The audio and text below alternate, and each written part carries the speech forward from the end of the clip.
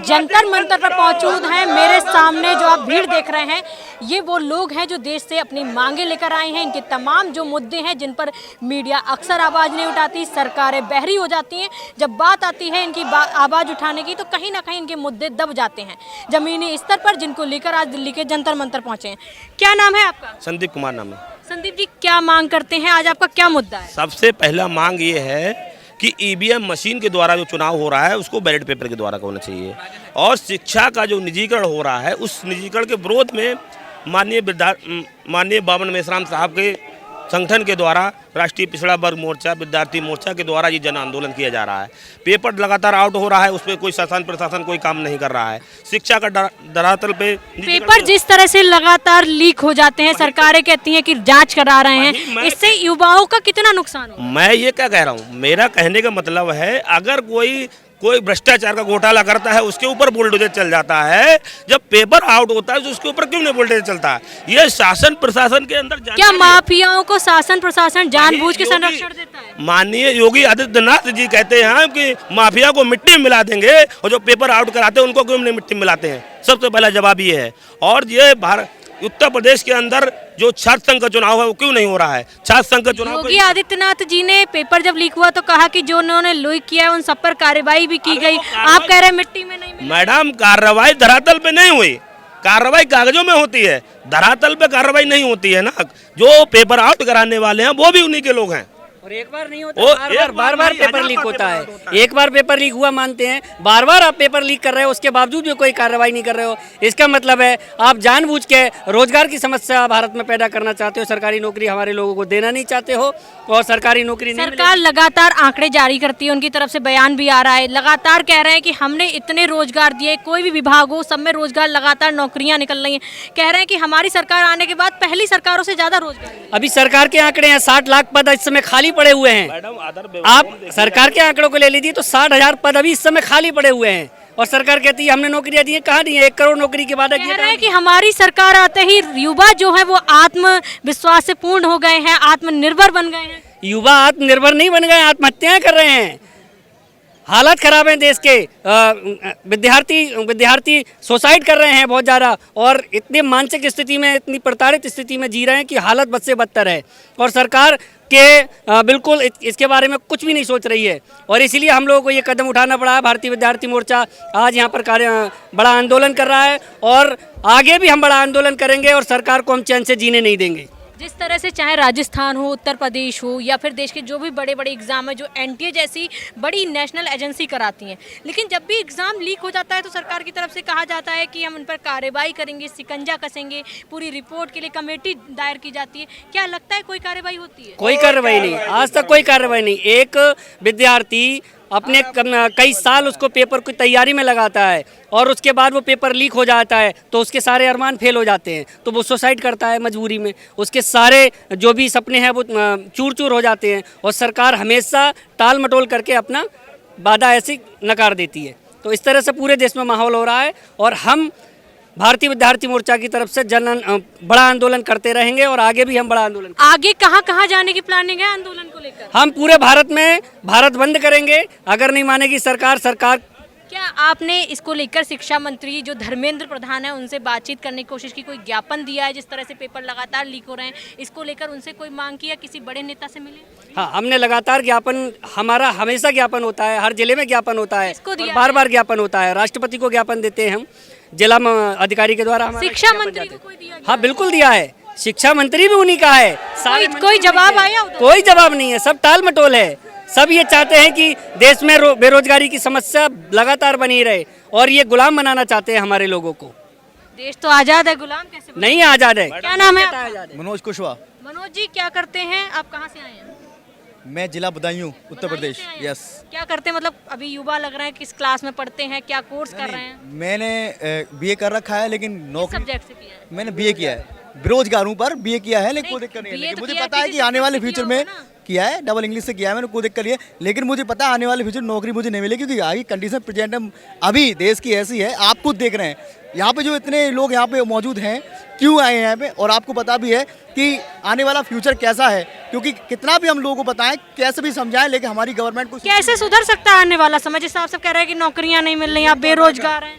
EVM को हटाकर, बिल्कुल सही बात कही। क्या नौकरी का, जैसे शिक्षा व्यवस्था की बात करें, नौकरियों की बात करें, रोजगार की बात करें, उससे ईवीएम का क्या लेना देना? ईवीएम से नाजायज सरकार बनती है और नाजायज सरकार बनने के बाद ये गलत फैसले होते हैं। सवाल बहुत जरूरी जी, ईवीएम पहले भी थी, लेकिन ये सरकार जो है 2014 के बाद आई है।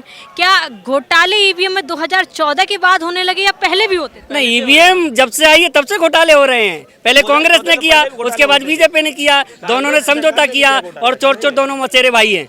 वो कहता है तुम हमारी मत कहो, हम तुम्हारी ना कहेंगे। तो ईवीएम मशीन चोर है और चुनाव आयोग चोरों का सरदार है। ईवीएम मशीन चुनाव आयोग की तरफ से लगातार ये कहा गया कि हम पूरा निष्पक्ष तरीके से वो करते हैं, पूरा चुनाव कराते हैं, उन पर लगातार आप लोग आरोप मढ़ देते हैं। जब कोई नेता कहीं दूसरी, सुनिए, जब कोई कहीं जीत जाता है तो चुनाव आयोग को कोई दोष नहीं देता, जिस जगह हार जाते हैं वहाँ ईवीएम जिम्मेदार हो जाते हैं। मैम 2013 में सुप्रीम कोर्ट का फैसला आया था कि ईवीएम मशीन से फेयर एंड ट्रांसपेरेंट चुनाव नहीं हो सकते। जब सुप्रीम कोर्ट देश की सबसे बड़ी न्यायिक संस्था है, जब चुनाव आयोग उसे नहीं मान रहा था, चुनाव आयोग क्या सुप्रीम कोर्ट ने ये भी कहा था, सुप्रीम कोर्ट ने ये भी कहा था, विपक्ष के नेताओं ने जब आरोप लगाए तो सुप्रीम कोर्ट ने कहा कि आप इस चीज को प्रूव कीजिए कि किस तरह से घोटाला हो रहा है। तो कोई नेता सामने नहीं आया, उन्होंने साफ इनकार कर दिया, कोई प्रूफ नहीं दिया। वामन मेश्राम साहब ने पूरे प्रूफ दिए थे, पूरे लिखित में साक्ष्य दे दे, लेकिन अगर मीडिया, जो देश का नेशनल मीडिया है, वो उनको हाईलाइट करने के लिए तैयारी नहीं मैम।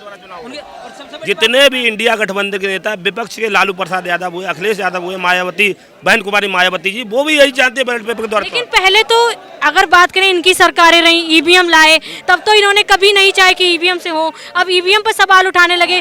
क्या इस तरह से ईवीएम पर जिस तरह से अब जाके सवाल उठ रहा है, ईवीएम पहले सही थी, अब घोटाला होने लगा? 2014 से पहले ईवीएम के द्वारा जब चुनाव होता था तो जो बीजेपी के सांसद थे उन्होंने भी ईवीएम के द्वारा आवाज उठाई थी। जब उस समय भी आवाज उठी थी, ऐसी बात नहीं थी, आवाज पहले भी उठी थी। और आज ईवीएम के द्वारा चुनाव हो रहा है तो बैलेट पेपर के द्वारा चुनाव होना चाहिए। सबसे पहली चीज ये है, विपक्ष के जितने भी नेता हैं, कोई ये नहीं चाहता है ईवीएम के द्वारा चुनाव हो। सभी नेता चाहते हैं। जनता क्या चाहती? विपक्ष के नेता छोड़ो, पक्ष के छोड़ो, जनता क्या? मैडम, जनता ये चाहती नहीं है तो वैसे ही आंदोलन हो रहा है। इतने लोग यहाँ 32 जिलों से इकट्ठे हुए हैं, ये जनता ही तो है। ये क्या है? 32 राज्यों से। और मैडम, आप जो कह रहे हैं कि बहुत सारी सरकार ईवीएम से बनी, तो चोरी जब होती है, एक बड़ा चोर होता है, बड़ा चोर बड़ी चोरी करने के लिए छोटी चोरियां नहीं करता है। तो आज जितनी भी सरकारें हैं बनी है, वो सारी ईवीएम की हैं।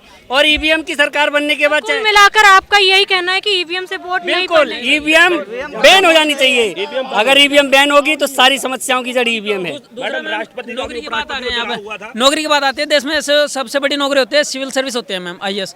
तो जब से मोदी सरकार बनी, उन्होंने लेटरल एंट्री देना शुरू कर दिया है सरकार ने। जो ओम बिरला है ना, लोकसभा स्पीकर, उसने अपनी लड़की को लेटरल एंट्री दिलाकर IAS सचिव बनवाया। 8 सचिव मोदी सरकार ने नियुक्ति है, जबकि एक नॉर्मल IAS अधिकारी को लगभग 20 साल लग जाते हैं एक सचिव का पद प्राप्त करने में, और मोदी सरकार ने डायरेक्ट सचिव उन लोगों को बना दिया। ये लोग घोटाला कर रहे हैं मैम, ऐसी नौकरी में तो करें, लेकिन जो देश की सबसे बड़ी प्रतिष्ठित नौकरी है उसमें भी घोटाला कर रहे हैं लोग मैम। लेटरल एंट्री दिला रहे हैं मैम। OBC के जो 314 कैंडिडेट थे उनको क्रीम लेयर लगा के उनको बाहर कर दिया गया इंटरव्यू से, और जो जनरल के लोग हैं उनको बैकडोर एंट्री दे रहे हैं, उनको लेटरल एंट्री दे रहे हैं लोग मैम। सरकारी विभागों का बात बताया, एक एक पटल पे 4 बाबू काम कर रहे हैं। आपने बताया कि सरकारी विभागों का हर जगह काम है। उत्तर प्रदेश परिवहन निगम में देखिए जाके, एक पटल पे 4 बाबू की जगह है, वहाँ एक ही बाबू संभाल रहा है। तो आपने कैसे कह दिया कि बोले सभी जगह शेड्यूल है? और जिसका हम तो सरकारी आंकड़ों की बात कर रहे हैं। सरकार जिस तरह से आंकड़ा दे रही, सरकार कह रही है कि हमारी तरफ से जो है पूरी नौकरियां निकाली जा रही हैं, पूरा ध्यान रखा जा रहा है। मैडम, नौकरियां निकाली जा रही हैं, मेरी बात तो आप सुनने का प्रयास कीजिए। नौकरियां निकाली जा रही हैं, आप रेगुलर भर्ती क्यों नहीं निकालते भाई? युवाओं के साथ ये जो खोखलापंती वाला काम क्यों करते हैं भाई? उत्तर प्रदेश परिवहन किसी के अंदर जितने भी स्टेट लेवल के डिपार्टमेंट हैं उसमें आउटसोर्सिंग की भर्ती कर रहे हैं, संविदा की भर्ती कर रहे हैं। भाई, युवाओं के अंदर पेपर आउट करने की क्षमता नहीं है क्या?